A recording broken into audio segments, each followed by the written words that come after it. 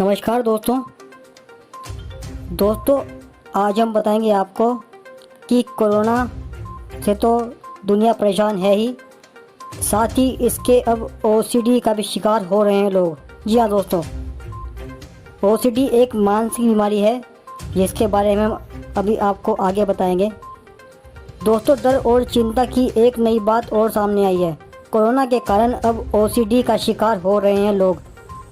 यह एक मानसिक बीमारी है। जानिए इसके क्या हैं सिम्टम्स। ओसीडी से जूझ रहा व्यक्ति कभी कभी एक दिन में 60 या उससे ज़्यादा बार अपने हाथ धोता है। महामारी से पहले ऐसे व्यवहार को अजीब समझा जाता था, पर अब इसे नॉर्मल माना जाने लगा है।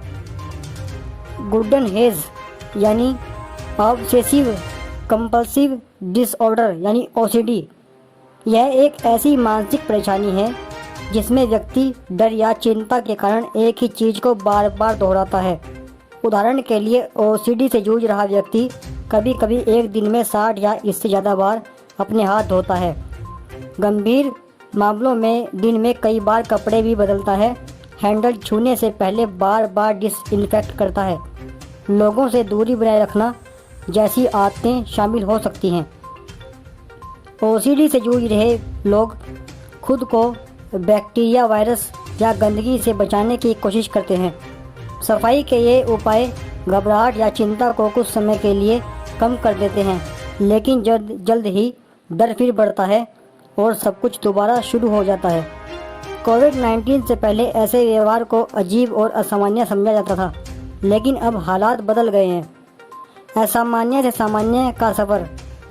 इन हालात में हमसे बार बार हाथ धोने की अपील की जा रही है।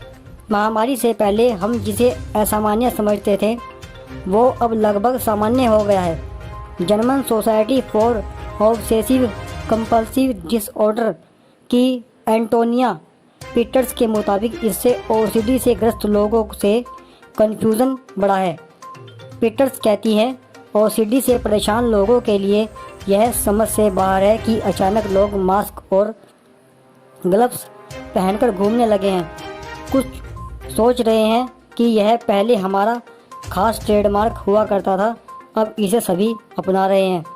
महामारी के दौरान बड़ी सफाई की मजबूरी। पीटर्स के अनुसार वॉशिंग कंपल्शन, धुलाई की मजबूरी से जूझ रहे लोगों ने पाया है कि महामारी के दौरान उनकी यह मजबूरी और बढ़ी है। ये लोग अब ज़्यादा सफाई रख रहे हैं और मुश्किल से बाहर निकलने की हिम्मत कर पा रहे हैं। ओसीडी का इलाज सामान्य हालात में भी एक लंबी प्रक्रिया है, जबकि अभी महामारी चल रही है। पीटर्स कहती हैं, जो मरीज थेरेपी के दौरान खुद पर काम कर रहे थे उन्हें भी महसूस होने लगा है कि अब सब दोबारा शुरू करना होगा।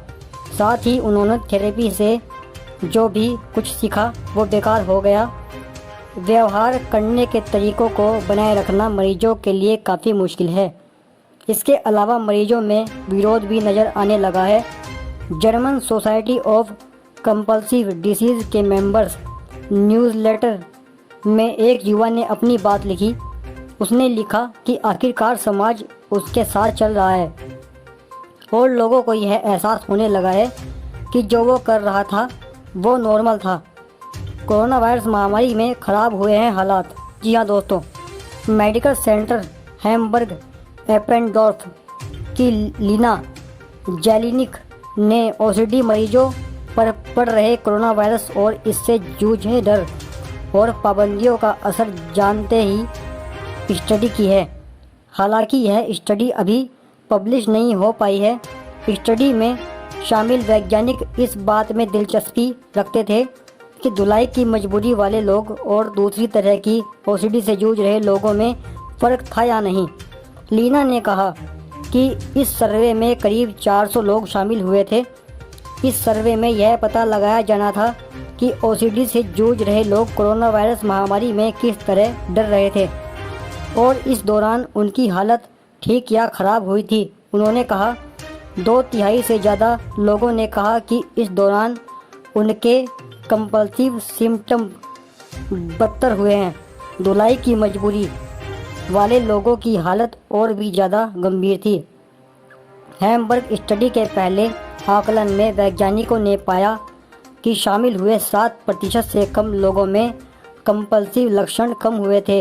इसके अलावा एक चिंता का विषय यह भी है कि महामारी के कारण लोगों में पहली बार ओसीडी विकसित हो सकता है। बचपन में ही विकसित हो जाते हैं ओसीडी के 1/4 लक्षण। जी हाँ दोस्तों, ओसीडी आज भी टैबू है। इससे प्रभावित लोग अपनी बीमारी को लेकर शर्म महसूस करते हैं और दूसरों से छुपा कर रखते हैं। फिर इससे फ़र्क नहीं पड़ता कि इनमें कौन सी कंपल्सिव हरकतें शामिल होती हैं। उदाहरण के लिए, अगर आप कंपल्शन फॉर कंट्रोल से जूझ रहे हैं तो आप बार बार बंद स्टोव और गेट की जांच करेंगे। लीना समझाती हैं, इसमें कोई असल खतरा नहीं है। लोगों को यह पता होता है कि उन्होंने स्टोव को बंद कर दिया है, लेकिन कई बार वे अपनी समझ पर भी भरोसा नहीं करते हैं। ओसीडी के विकसित होने में कई चीज़ें ज़रूरी भूमिका निभाती हैं, जिसमें परिवार की प्रवृत्ति भी शामिल है। ओसीडी के करीब 1/4 मामले बचपन से ही सामने आ जाते हैं। बुरे अनुभव, असामान्य हालात और जीवन का बुरा दौर भी ओसीडी की शुरुआत करने का कारण बन जाता है। अकेले होने का एहसास। जी हाँ दोस्तों, स्टडी में शामिल होने वाले कुछ लोगों को यह महसूस हो रहा था कि उनकी हालत सुधर रही है, जबकि इनमें से ज़्यादातर लोगों ने अपनी हालत को बिगड़ते देखा। लीना के अनुसार स्टडी में शामिल कुछ लोगों को ऐसा लगा कि मुझे ऐसा महसूस हो रहा है कि आखिरकार मुझे समझा गया। आखिरकार लोगों ने मुझे गंभीरता से लिया। मैं कई लोगों को जानता हूँ जो अचानक डरे हुए हैं, इसलिए मुझे अब अकेला महसूस नहीं होता। लीना ने बताया, ये इन हालातों को इस तरह से बताते थे कि मेरी दुनिया में तुम्हारा स्वागत है। जो तुम अब महसूस कर रहे हो, ऐसा मेरे जीवन में कई सालों से चला आ रहा है। तो दोस्तों, यह थी ओसीडी की जानकारी। अगर आपको कभी ऐसी समस्या हो तो आप उससे निजात पा सकते हैं। तो दोस्तों, कैसी लगी आपको ये जानकारी? उम्मीद करता हूँ ये जानकारी आपको पसंद आई होगी।